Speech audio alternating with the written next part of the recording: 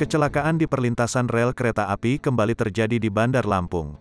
Kali ini seorang pengendara sepeda motor tersambar kereta api Babaranjang di perlintasan rel Jalan Danau Towuti, Kecamatan Kedaton, Bandar Lampung, Kamis, tanggal 9 Desember tahun 2021, sekira pukul 8 waktu Indonesia Barat. Berdasarkan informasi yang dihimpun tribunlampung.co.id, korban mengenakan atribut jaket perusahaan ojek online, ojol.